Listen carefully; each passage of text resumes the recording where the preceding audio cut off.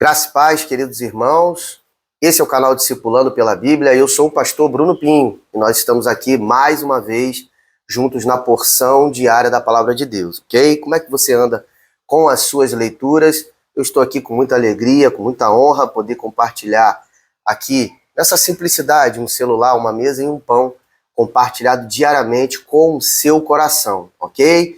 Então vamos continuar na nossa jornada, na nossa caminhada. A gente tem o desejo de encerrar a leitura da Palavra de Deus de janeiro a dezembro, de Gênesis a Apocalipse, e aí a gente trazer diariamente essas reflexões. Se você acha que esse canal é relevante, nós estamos aqui, acabamos de completar uma semana de canal, e a gente está chegando aí 50 inscritos. Eu gostaria de pedir, se você acha relevante, clica aqui, dá um like, comenta aqui no canal, se inscreve, ok? Para que você possa receber essas porções diárias da Palavra do Senhor, ok? Dada essa introdução, vamos para a porção do dia, capítulo 24 e 25 de Levítico.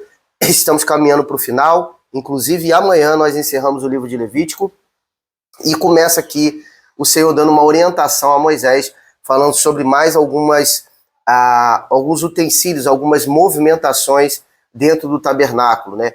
E mais uma vez, é uma repetição daquilo que Deus já tinha dito. Por quê? Porque Deus está querendo dar ênfase para o seu povo, a forma como deve conduzir, a forma como deve ser feito, ok? Então ele começa falando sobre o azeite para o candeeiro, o azeite para o candelabro, né? O local onde as lâmpadas são acesas dentro do tabernáculo. E ali está falando do tipo de azeite, tem que ser um tipo de azeite puro e tal.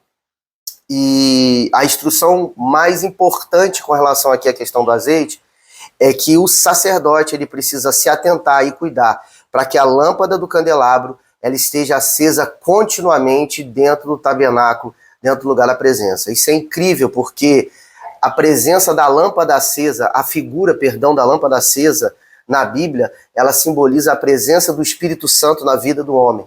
Então nós estamos vendo aqui Deus ele dando uma ordem de que o Espírito Santo ele não tem que estar presente por um momento ou por uma etapa na vida do cristão, no meio do seu povo. Mas a ordem de Deus é para que a lâmpada esteja acesa continuamente. Ou seja, a presença do Espírito Santo precisa fazer parte do dia a dia do cristão, do dia a dia do seu povo, o tempo inteiro, de forma integral. E o mais interessante é o seguinte, né? O Senhor, ele derrama o Espírito Santo, ele dá a luz, ele dá a clareza, mas a responsabilidade de manter essa lâmpada acesa está no sacerdote. Então a responsabilidade de manter a chama do Espírito Santo acesa no meio do seu coração é nossa. Ok, querido? Então esse é o primeiro ponto que eu queria deixar aqui para o coração dos irmãos. Depois ele vem discorrendo no capítulo 24 sobre os pães que ficam na mesa do Senhor ali, próximo à entrada do Santo dos Santos ali, né? E ali tem uma mesa, tem um pão, tem a bacia, enfim. E ele está falando sobre a instituição, o tamanho do pão, o formato do pão. E ele está falando principalmente de uma questão da recomendação de como que os sacerdotes e a família do sacerdote, quando e de que forma eles poderiam se alimentar daqueles pães que eram santíssimos. Então não podia pegar aquele pão e levar para a casa dele. Não, tinha um lugar, tinha um momento, tinha um tempo de consumir aqueles pães oferecidos ao Senhor, pães consagrados. E terminando o capítulo 24, no final vai falando sobre a descrição de algumas condenações e penas duríssimas para algum dos pecados. Então, mais uma vez aqui, Deus está dando ênfase para que nós possamos evitar andar nesse lugar do pecado. E aqui ele fala sobre um pecado que talvez não foi relatado de forma mais explícita, mas é o pecado de blasfêmia, ok? O que é blasfemar? Blasfemar é você se levantar e falar contra a presença do próprio Deus, ok? A presença do Senhor. Falar contra o nome do Senhor. A câmera aqui estava ficando torta. Então, isso é a questão do pecado da blasfêmia, certo? Então ele está falando aqui que a condenação é uma condenação de peso de morte, inclusive. Ok? E também vai falando sobre a citação das penas de reciprocidade que já foram ditas, né? Que é a questão do olho por olho, dente por dente, e também fala sobre uma pena de morte dada aos assassinos. Então a morte será punida com morte. ok? E aí vamos para o capítulo 25, para a gente finalizar a nossa porção de hoje. E aqui tem coisas assim muito práticas para nós, muito sobrenatural. Basicamente ele vai falar sobre dois tipos de contagem de tempo, que eu acho que é muito significativo. Ele já tinha falado sobre o sábado, ou seja, trabalha 6 dias, no 7º dia você descansa, o homem não fará trabalho. E agora ele está falando sobre o ano sabático, ou seja, 6 anos a terra vai dar seu fruto e vai ser semeada. Porém, no 7º ano essa terra vai descansar. E ali tem todas as descrições, como é que o povo deveria fazer. Ele garante que se o povo for confiar e for obediente, no 7º ano, o que o povo vai comer? O Senhor promete que no 6º ano ele vai dar uma porção triplicada. Incrível isso. Então aqui está exercitando a fé do povo e aqui está pedindo para que o povo ande debaixo de confiança e debaixo de obediência. Então o ano sabático é um chamado, uma convocação para que o povo de Deus pudesse andar em confiança e fé. E depois, talvez o mais importante, talvez tenha um simbolismo muito interessante, é o ano do jubileu. O que é o ano do jubileu? O ano do jubileu iria ocorrer de 50 em 50 anos, queridos. É uma espécie de ano do resgate. Então, vem comigo aqui.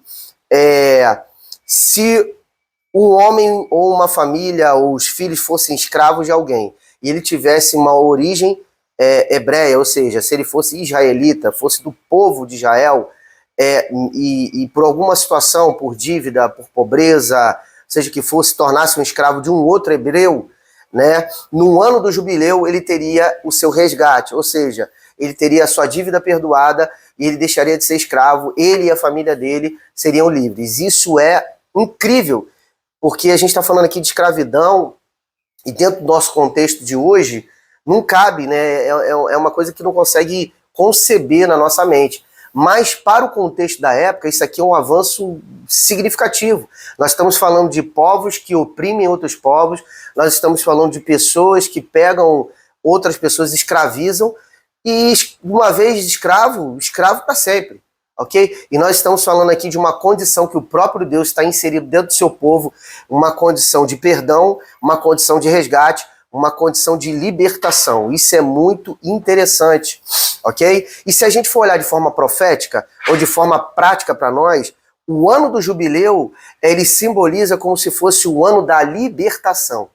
50 anos, pastor, 50 anos demora, pode até demorar, principalmente se a gente está no primeiro ano para completar o próximo jubileu. Porém, mesmo que pareça demorado, existe um tempo para que a libertação aconteça. Então, libertação dos escravos, restituição de propriedades, recursos, enfim. O ano do jubileu é um ano da libertação, um ano do resgate. E tem alguns pontos interessantes que eu gostaria de compartilhar com vocês.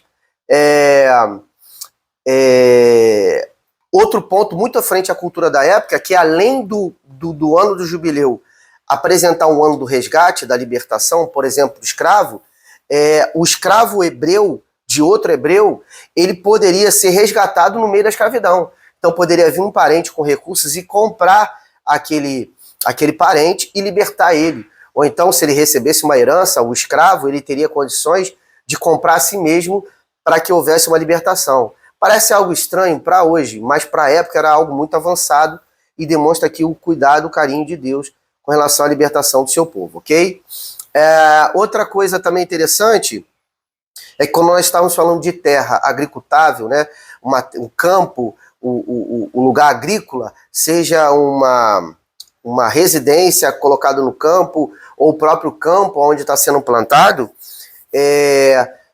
a compra e a venda desse terreno, ele se dava pelos anos do jubileu, ou seja, falta 10 anos para o próximo jubileu. Então o dono daquela terra ele podia vender, mas ele teria que vender a um preço mais barato, porque no 10º ano aquela terra voltaria para ele.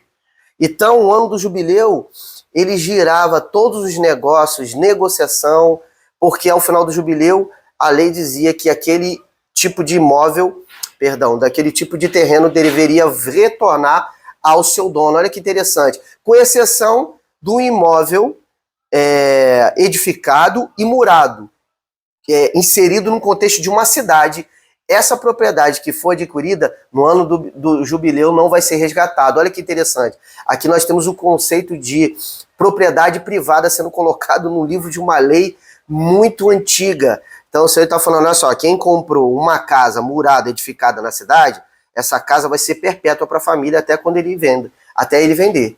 Então, não se encaixa na questão do jubileu. E para encerrar, queridos, eu queria falar que Deus determina que as negociações entre compra e venda sejam sempre justas.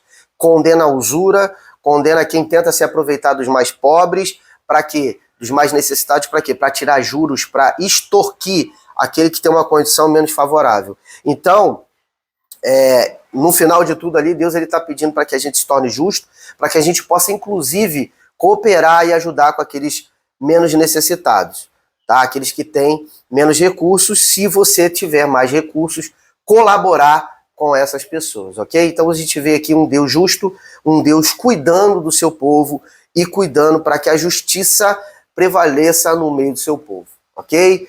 Incrível essa porção, é a penúltima porção. Amanhã nós vamos ler os últimos 2 capítulos de Levítico e vamos encerrar o 3º livro da Bíblia. Eu estou muito orgulhoso de vocês. Se você ainda não começou esse desafio, eu te desafio agora. Vamos ler diariamente a porção da palavra. Deixa esses 3 livros para trás. Vamos começar de Números, que a gente vai começar daqui a 2 dias nos nossos vídeos. Vamos ler junto comigo. E aí depois você vai retornando, ou no ano que vem você lê os 3 primeiros livros da Bíblia, e você vai ter lido a Bíblia completa, de capa a capa. Vem comigo nesse desafio, ok? Não deixa de dar o seu like, compartilhar, curtir e seguir esse canal para que esse conteúdo, que é relevante, porque é a palavra de Deus, chegue a mais corações, ok? Até aqui eu deixo a graça e a paz do Senhor Jesus para todos vocês, e vocês já sabem que amanhã teremos muito mais, ok? Shalom!